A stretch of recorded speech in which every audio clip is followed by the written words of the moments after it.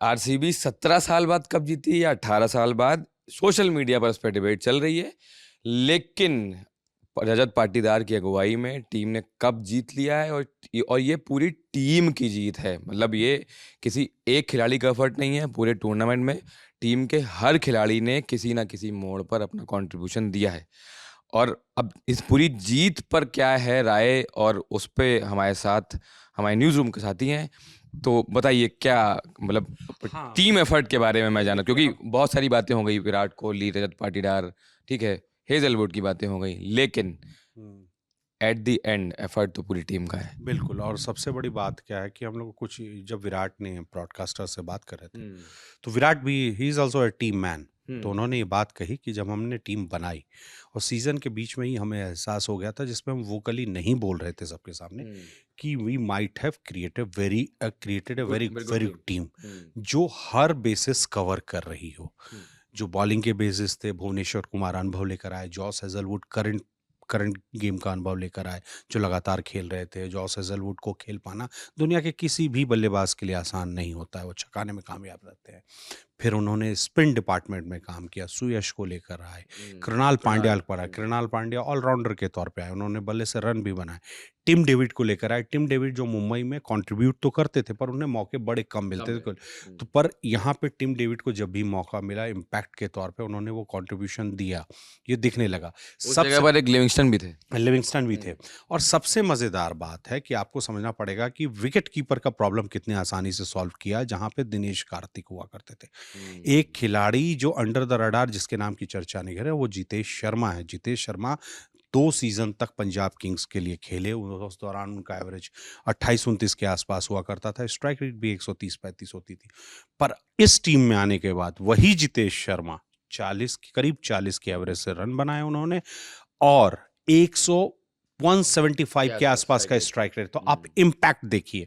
और मतलब कि बहुत दूर नहीं जाना, आपको 4 मैच दिन 5 दिन पीछे चले जाइए।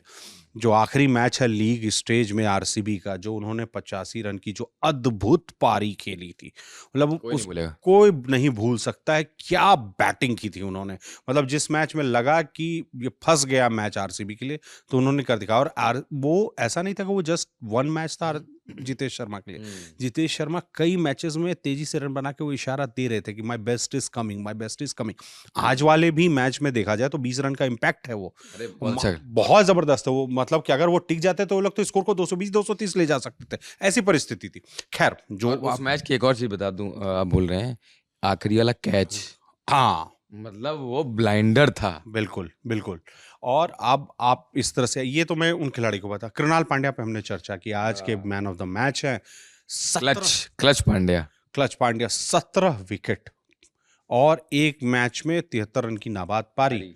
तो आप इस तरह से इंपैक्ट देख रहे हैं। आप ना फिर वही है ना कि इस शुरुआत देवदत्त मिडिल ऑर्डर में देवदत्त पडिक्कल का होना। देवदत्त पडिक्कल मिडिल ऑर्डर में 1-2 मैचेस खराब खेलते हैं, उसके बाद वो पूरी तरह से फॉर्म में आ जाते हैं, तो वो कंट्रीब्यूट करने लगते हैं। और उन्होंने 1-2 मैचेस में 50 से ऊपर की पारी खेली और वो इंपैक्ट दिखा है। देवदत्त पडिक्कल जो 2 लेग में है ये टूर्नामेंट, ऑपरेशन सिंदूर के कारण इस टूर्नामेंट को थोड़ा एपरेशन आया था। 8 से 9 दिनों के लिए बंद करना पड़ा था, स्थगित करना पड़ा था।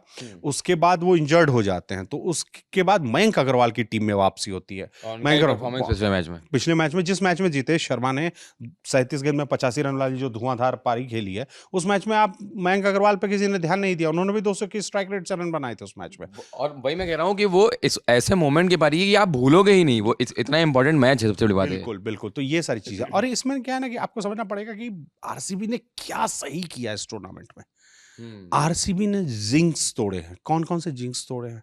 वो चेन्नई जाके मैच नहीं जीत पाते थे सीएसके के खिलाफ। वो मुंबई जाके मुंबई इंडियंस को हरा नहीं पाते थे वानखेड़े में।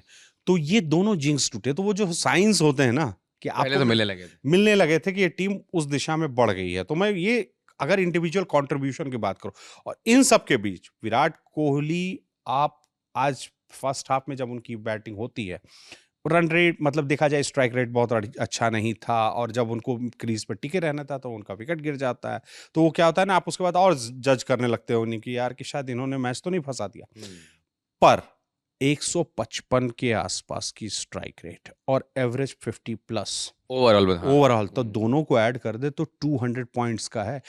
अब T20 में किसी बैट्समैन को इसी तरह से एनालाइज किया जाता है कि उसकी स्ट्राइक रेट प्लस एवरेज का एडिशन, दैट्स द इम्पैक्ट वो खिलाड़ी उस टीम परफॉर्मेंस में दे रहा। तो उस हिसाब से देखें तो Virat Kohli has done very good, tremendous job. आप विराट कोहली से वैभव सूर्यवंशी और निकोलस पूरन की स्ट्राइक रेट की उम्मीद नहीं कर सकते हैं, और विराट कोहली कभी थे भी नहीं वो नहीं थे, तो वो चीज है। पर उनका एक जोड़ीदार था, फिल सॉल्ट जो कोलकाता के लिए बहुत अच्छा क्रिकेट खेलते रहे, कोलकाता में बहुत दिखा उनका। फिल सॉल्ट को लाने से उनकी जो बैटिंग वाली प्रॉब्लम थी ऊपर वाली की, विराट का साझीदार कौन हो, वो सॉर्ट आउट हो गया। तो मतलब है ना कि एक एक सेट पीसेज हैं, उनको सेट करते जाना है। गेंदबाजी में अनुभव पे चले गए कि हेजलवुड है, भुवनेश्वर कुमार है, यश दयाल है। यश दयाल पे भरोसा दिखाने का फायदा वो हुआ, वही यश दयाल जो 5 छक्के खाते हैं। उसके बाद उसी यश दयाल पे इस टीम ने भरोसा दिखाया और उसी यश दयाल ने धोनी को छकाया था उस आखिरी ओवर में, जिसमें सीएसके के खिलाफ मैच जीता, पिछले सीजन का मैच था। तो वो सारी चीजें हैं। और ट्रांजिशंस ऐसे होते हैं, ट्रांजिशन आपको समझ में कि 2024 के आईपीएल में सेकंड हाफ ऑफ आईपीएल है, जिसमें आरसीबी को लगातार 5 या 6 मैचेस जीतकर आगे जाना था, प्लेऑफ जाना था। वहां से विराट के गेम में हम बदलाव देखते हैं, वो स्ट्राइक रेट्स इंप्रूव होते हैं और वो इम्पैक्ट की कंटिन्यूटी में है। मैं विराट के बोला तो आप समझ रहे हैं कि टीम बिल्ड वहां से होना शुरू हो गया कि अप्रोच क्या रहेगा खेलने का, तो वो अप्रोच मिलने लगा था। तो फिल सॉल्ट आ गए, फिर बीच में अब जितेश शर्मा एडिशन हो गए। अब जितेश शर्मा से हम लोगों को हमेशा ये फील होता रहा था आरसीबी के साथ कि it has been a top heavy team. हमेशा टॉप 3 या 4 प्लेयर्स ऐसे हैं जो पूरी टीम को पूरे लीग में ढो लेते हैं या पूरे टूर्नामेंट में ढो लेते हैं। इस बार इन लोगों ने, जितेश शर्मा ने इनकी वो लोअर मिडिल ऑर्डर वाली प्रॉब्लम को सॉल्व करी। वो 175 जो स्ट्राइक रेट की मैं बात कर रहा था, वो इम्पैक्ट वहां से आया। तो फिर है कि मुश्किल वक्त में कृणाल पांड्या ने खड़े होके वाला, तो ये सर। अच्छा, इन सब के बीच हाँ, मैं सुकांत के पास जा रहा था। मैं 2 खिलाड़ियों का नाम लूंगा। एक तो कप्तान पाटीदार, अगर हम स्ट्राइक रेट, बैटिंग सब कुछ बात कर रहे हैं, वो बंदा भी वहाँ पे टॉप नॉच है। और एक और इसकी हमने बात अभी तक नहीं करी और कम बात हो रही है उस बंदे की, सुयश। दोनों देखिए, सुयश की अगर मैं बात करूँ ना, तो और सबसे पहले तो कप्तान, क्योंकि अगर इसमें अगर वही बात ना हो जाए जो श्रेयस अय्यर के साथ पिछले साल हुआ था कि कहीं ना कहीं क्रेडिट जो है, क्योंकि कप्तानी अगर आप उनकी बात करो ना, तो पूरे सीजन बहुत एक्यूरेट, बहुत सही चेंजेस, और वो दिख रहा था इम्पैक्ट उसका। आप देखो, जितेश शर्मा जिस मैच में कप्तानी करते हैं, एलएसजी का मैच, 228 रन बोर्ड पे लग जाते हैं। वो बाद में आकर के रन बनाते हैं और वो मैच जिता लेते हैं, लेकिन जो रन निकल जाते हैं, बॉलर्स वही हैं, लेकिन उनको यूज कैसे करना है, कब यूज करना है, ये आपको अंतर समझ में आता है जब अगले मैच में रजत पाटीदार आते हैं और क्वालिफायर 1 में पंजाब की टीम 102 पे अटक जाती है, और कैसे फंसाया जाता है पूरी टीम को स्ट्रेटजी के साथ, किस बॉलर को कहाँ यूज करना है, किस फील्डर को कहाँ प्लेस करना। आज भी आपको वो चीज दिखी होगी कि इसका बहुत अच्छी बात रजत पाटीदार वाली ये बात बोली कि कन्वेंशन क्या कहता है कि आप जानते हैं कि हेजलवुड हमेशा से श्रेयस अय्यर को फंसाने में कामयाब रहता है। 3 मैचेस इस टूर्नामेंट में दोनों टीम के बीच में हुई थी, पंजाब किंग्स और आरसीबी के बीच में। इसमें से 2 मैचेस में हेजलवुड ने श्रेयस अय्यर को आउट किया और 1 मैच में रोमारियो सेफर्ड को। पर इन्हें पता है कि मुझे हेजलवुड के ओवर को बचा के रखना है। 2 ओवर ऑलरेडी वो फेंक चुके हैं, मैं कंज्यूम नहीं कर सकता उनके ओवर, बाद में जरूरत पड़ेगी। मतलब 15 से 20 ओवर के बीच में वो रोमारियो शेफर्ड को गेंद देते हैं, और रोमारियो शेफर्ड ने वो कर दिया जिसके लिए आरसीबी सबसे ज्यादा बेताब थी। श्रेयस अय्यर के बल्ले को पूरी तरह से खामोश। और यही होता है गेम, यही होता है कि टेक्टिकल एक्यूमेन जो उन्होंने रजत पाटीदार ने दिखाया। और मतलब भाई कन्वेंशन क्या कहता था कि भैया आए हैं श्रेयस अय्यर बैटिंग करने के लिए, भैया हेजलवुड को बॉलिंग दे दो, वो विकेट ले लेंगे या इसको फंसा लेंगे किसी तरह से। पर उन्होंने ये नहीं किया, और इसी बहाने ये क्या हो रहा है कि उन्होंने देख लिया था कि सुयश का पहला ओवर ठीक नहीं गया, रन आए, तो आप 5 बॉलर सेट के खेल रहे हो, तो आप छठे बॉलर से 2-3 ओवर 1-2 ओवर निकालवाना चाहोगे ताकि मेरे को वो लास्ट में सेफ्टी नेट मिल जाए, बैकअप करने में आसान हो। और उस सेफ्टी नेट में अगर मुझे विकेट मिल जाए तो गेम ही पूरा वेल एंड गुड। तो वो इस तरह से चीज है कि रोमारियो शेफर्ड ने जो 1-2 गलतियां की कैचेस वाली, उन्होंने एक श्रेयस अय्यर के विकेट से सारी गलती माफ करा ली अपनी। अच्छा, एक और चीज है जो मैंने आज महसूस करी, रवि और सुकांत से ही सवाल है। मैं जब सोच रहा था, जब क्या कहते हैं, हेजलवुड के 2 ओवर बचे थे, तो मुझे लगा था कि 17वां और 19वां करवाएंगे शायद उनसे, लेकिन वो उनको पहले लेके आए और वो ओवर मार खाए हेजलवुड। वो वहां पे लगा था कि हाँ, वहां पे लगा था कि मैच हो सकता है कि मतलब कहीं और चला जाएगा, तो लेकिन वो रिस्क लेने में डरे नहीं कप्तान। यही चीज जो होती है ना कि अगर आपको पता है, देखिए वो वहां पे लाना क्यों जरूरी था वो भी इम्पोर्टेंट है, क्योंकि उनको पता था कि जो मैच है वो यही है। और अगर वो देखिए मार खा गए वो अलग बात है, लेकिन वो जानते थे कि हेजलवुड ऐसे बॉलर हैं जो कि आकर के इम्पैक्ट डाल सकते हैं। वो नहीं डाल पाए वो अलग बात थी, लेकिन जो आप देख रहे हो शशांक चल रहे हैं, लेकिन नेहाल वडेरा वहां अटके हुए लग रहे थे। और वो नेहाल वडेरा आपको दिखा होगा कि उसके बाद कैसे फंसे और आउट हुए। तो वो चीज जब हमको पता है कि कोई एक बैट्समैन फंस रहा है, उसको थोड़ा और दबाव बना दो, उस समय वो प्रेशर क्रिएट करने के लिए उनको लाए थे, पर वो नहीं काम किया। बट ऐसा होता है मैच में कि कई हर चीज हम जैसे प्लान करते वैसे नहीं होता, लेकिन फिर उसके बाद हम क्या करते हैं वो था। और आप देखो भुवनेश्वर कुमार का अनुभव कैसे काम आता है कि भुवनेश्वर कुमार लास्ट में आकर के वो क्लच ओवर डालते हैं जिस समय आपको सबसे ज्यादा जरूरत थी उसकी, अंतिम ओवर्स में।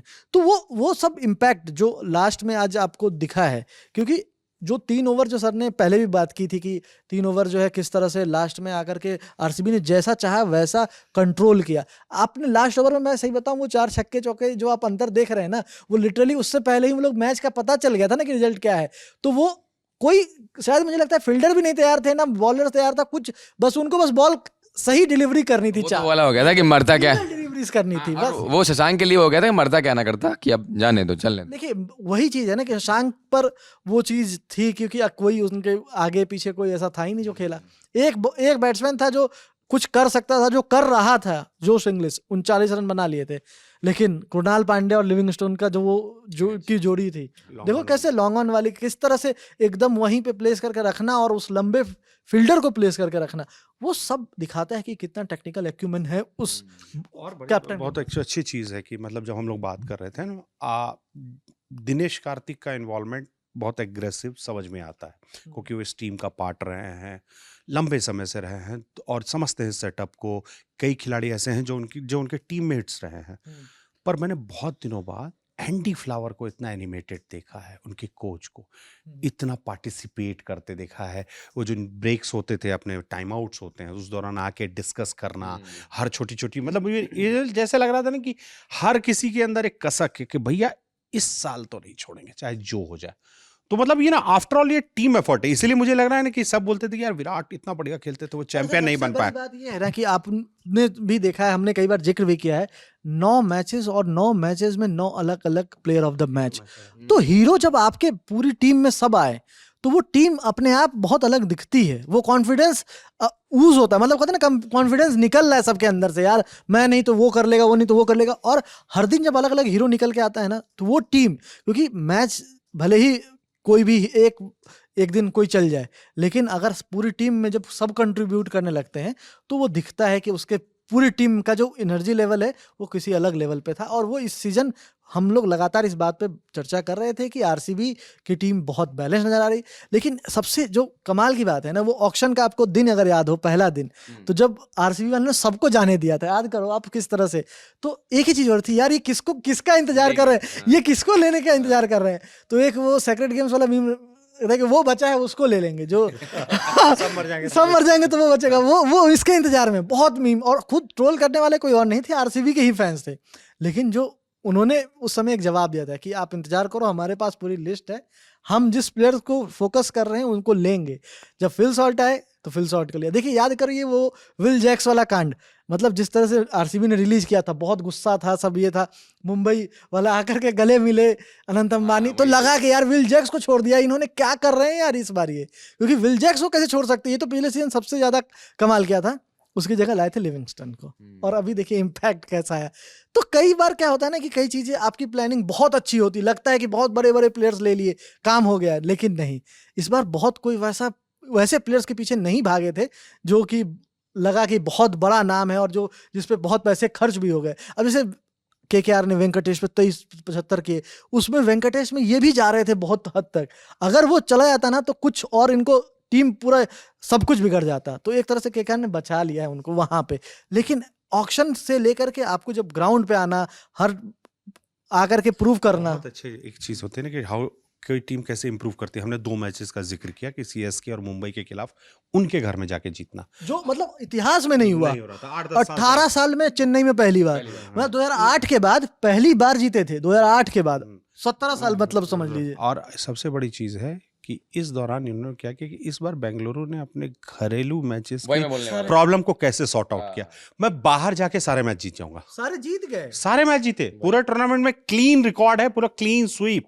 तो वो 10 मैच 10 लेकिन मैच मैं रवि जो भी हुआ, जिसको भी लिया, लेकिन एक टीम बनाई और कब जीता। बिल्कुल। और वही होता है ना कि टीम मतलब पूरे टाइम जो हम लोग बात करते आ रहे हैं, आरसीबी हर सीजन उसके साथ क्या हो रहा था कि बड़े नाम के साथ जा रही थी। हर सीजन की एक कहानी थी, आप उठा के देख लो किसी भी टाइम। और उनकी टीम का जो बैलेंस है ना हमेशा से खराब रहा है। उनके पास ढंग के बॉलर्स नहीं होते थे, और होते भी थे तो वो परफॉर्म नहीं कर पाते। बड़े बड़े वो नहीं आपके होते, पास नाम होते थे, नाम बड़े वो बड़े। ये हाल होता था कि कोरी एंडरसन डेथ ओवर डाल रहे होते थे, ये हाल कह था। रहा हूँ कोई प्लानिंग नहीं होती। इस बार आपकी प्लानिंग बहुत, मतलब ये नहीं कहूंगा कि बहुत एक्स्ट्रा ऑर्डिनरी उन्होंने कुछ किया। उनकी प्लानिंग जो थी वो ढंग से एग्जीक्यूट हुई है और सारे प्लेयर्स ने परफॉर्म किया है। उन्होंने इस बार पूरा जो उनका ऑक्शन था ना वो एकदम ढंग से गया है। हम लोग ने भी, सच बोल रहा हूँ कि हम लोगों में से किसी ने ये एक्सपेक्ट नहीं किया था कि आरसीबी इस टीम के साथ टूर्नामेंट जीत जाएगी। ये रियलिटी है। जब आप टूर्नामेंट स्टार्ट हो रहा था और जब आप देख रहे थे कि आपके 2 जो मेन स्पिनर श्रेयस शर्मा और कुणाल पांड्या है ना, तो सबको ही हंस रहे थे। हम लोग भी हंस रहे थे कि भाई ये टीम क्या बना दी है। टीम स्पिन फ्रेंडली आईपीएल होता है, उसमें आप भुवी को लेकर भी लोग कॉन्फिडेंट नहीं थे आज तक ही नहीं। बिल्कुल। तो वो स्पिनर्स की जब बात आती है कि हम लोग कह रहे थे कि ये गेम जो है स्पिनर्स का होता है, सब कुछ होता है, लेकिन उनके स्पिनर्स ने भी दिखाया, जरूरत पड़ने पे परफॉर्म किया। जैसा इन्होंने बताया एंडी फ्लावर, मतलब ऐसे नाम होते हैं जो कोचेज होते हैं वो अनसंग हीरो रह जाते हैं। एंडी फ्लावर जिन्होंने मतलब T20 क्रिकेट में सब कुछ जीत रखा है, IL T20 हो गया, 100 हो गया, PSL हो गया, हर जगह पे उन्होंने ट्रॉफी जिताई है। तो वो एक एक्सपीरियंस जो होता है ना, वो सब अनसंग हीरो हो जाते हैं। और कुछ और प्लेयर्स जैसे रोमारियो शेफर्ड, बहुत कम, मतलब आप एक इनिंग जो होती है ना वो चीज़ आपके लिए मैटर करती है। 14 बॉल पे 53 रन, आज जैसे श्रेयस को आउट किया, या फिर ऑन फील्ड मतलब उन्होंने जो फील्डिंग वगैरह की, आज के कैच को छोड़ दीजिए, वो आपके लिए छोटे छोटे इंपैक्ट डालते हैं। टिम डेविड को इस बार एक अलग रोल में वो लेके आए। उनको पता था कि हमें उनसे क्या करवाना है। उनको ये था कि बेयर मिनिमम बॉल होनी चाहिए इनको, और उस पर हमको मैक्सिमम चीज़ करके दे दे। वो 5 बॉल खेलते थे, 10 बॉल, 7 बॉल ऐसे खेलने आते थे। उनका पोटेंशियल भी वही है। आप उनसे एक्सपेक्ट नहीं कर सकते हो कि वो 30 बॉल खेलेंगे और सेंचुरी मारेंगे, वो बहुत रेयर होगा। 5 बॉल के वो प्लेयर हैं, 7 बॉल के वो प्लेयर हैं, और 7 बॉल में उन्होंने कई मैचेज में गेम चेंज किया है। एक मैच वो पंजाब से हार गई थी, लेकिन वो 50 रन वाली पारी आपको भी याद होगी कि किस तरीके से उन्होंने गेम चेंज किया था।